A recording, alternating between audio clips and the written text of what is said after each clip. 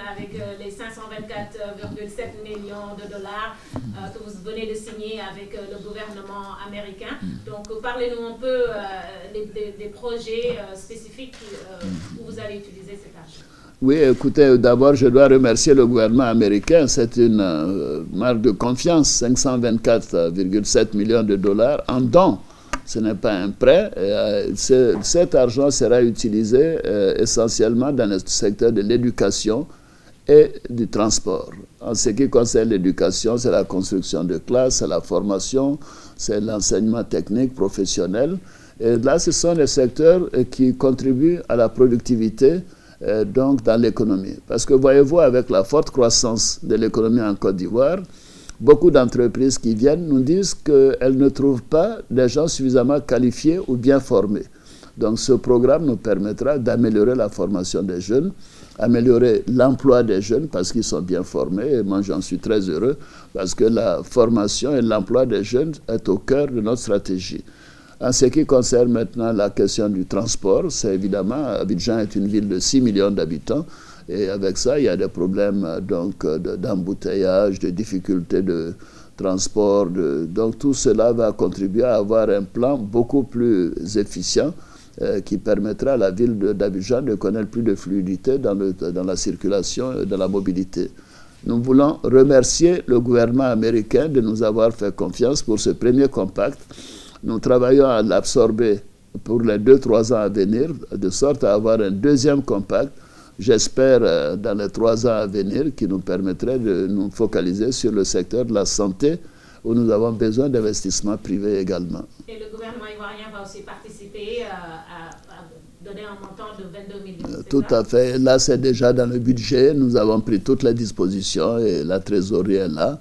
Et nous allons pouvoir démarrer ces projets très rapidement dès le début de l'année prochaine. Est-ce qu'on peut parler un peu de... Ce n'est pas une crise énergétique, mais vous avez parlé, je vous ai posé la question tout à l'heure en anglais, sur la coupure de courant qui a eu lieu le vendredi. Oui. Est-ce qu'on peut en parler un tout petit peu? Je sais que le système est très...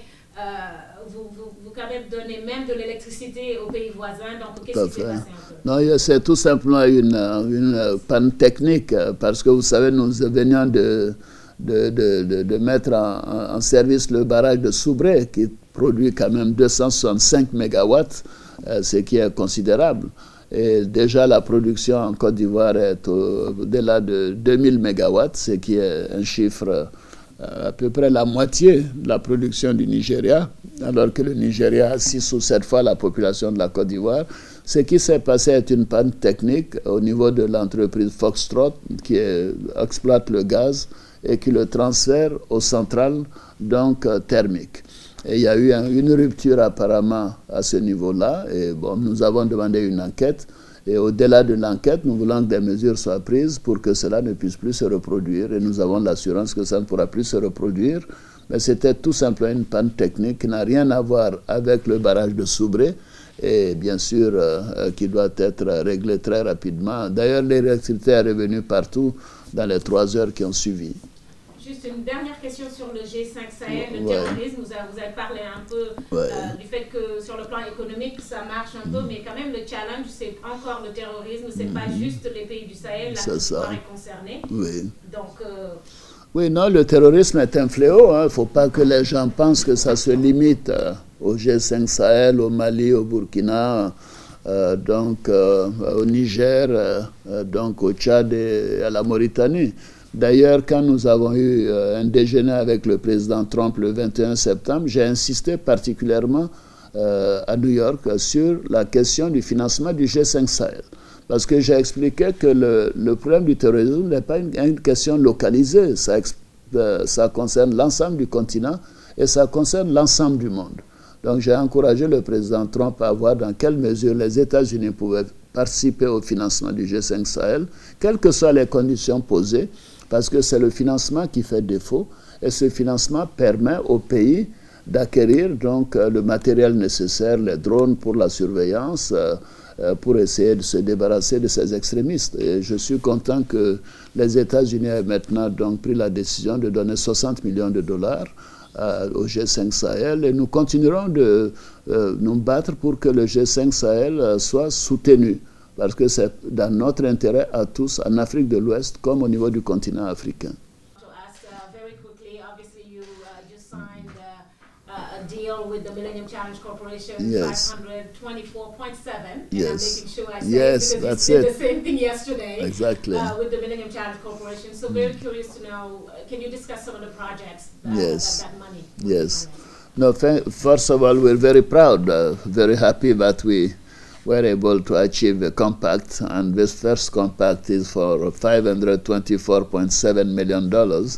And the two main sectors are education and transport.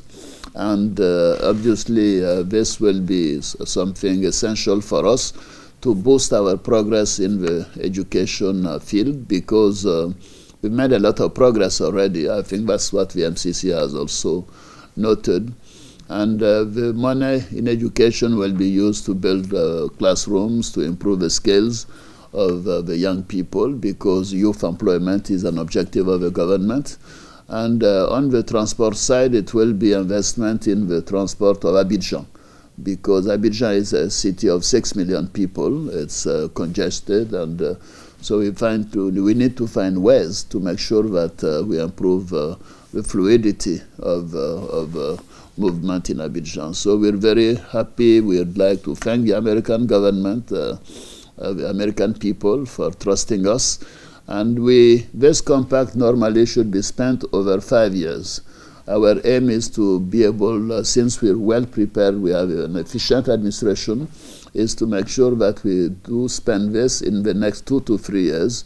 So in 3 years, we can get on a second compact, which will probably focus on sectors like health. There's also talk that your government will contribute $22 million. Yes. Can you explain that? No, this is no problem. This is the rule of the MCC, but this is in the budget. We have no problem finding the money to do that. We're ready to move ahead quickly with the implementation of the various projects. Let me ask another quick question about the energy. I know that you are a big example in that region. You even supply some electricity to some of the neighboring countries. But recently, Friday, there was, even after a new facility has been kind of inaugurated, yes. There was a little bit of an outage in the country. So can we address that? No, this was just a minor technical question, but there is an investigation going on. You know, we now produce 2,000 megawatts of electricity, which is quite large. It's half of the production of Nigeria, which has 6-7 times the population of Cote d'Ivoire. And the dam of Subre will add 265 megawatts to our electricity production. What happened was with the Foxtrot platform, where apparently there was a technical problem to get the gas to the electricity producing units. But this was repaired quickly. The instruction I have left is, first, we should know why this happened, and secondly, that the measures should be taken so this could not happen anymore. My last question, obviously Ivory Coast is doing very well, 9% growth rate yes. Around the region. Very hard to do in the past 4 or 5 years. So just curious to know, usually the stories about African leaders and African countries are very grim. And what is your secret? Well, the secret is good governance. That's what the MCC just noted. Good governance, I think cohesion, a good team. It's, of course, a bit of luck also, because for 4 or 5 years, we've had increasing price of cocoa. We've made the right policies. As I mentioned earlier, the fact that you have good macroeconomic policies, solid macroeconomic framework, that will attract foreign investment.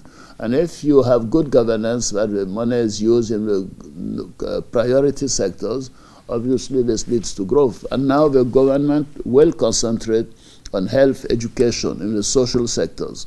And to give you an example, 1/3 of our budget is devoted to health and education, the domestic budget, so that all the productive sectors, we encourage the private sector to move ahead, invest, trust that we will let them do their job, they'll produce goods, and we'll export them, or we'll put it to domestic consumption. So our policy is very simple: have a strategy, have a good team, follow up, make sure, and sanction those who want to get into corruption, so that all the resources are used for the population and not for a few people. Thank you very much.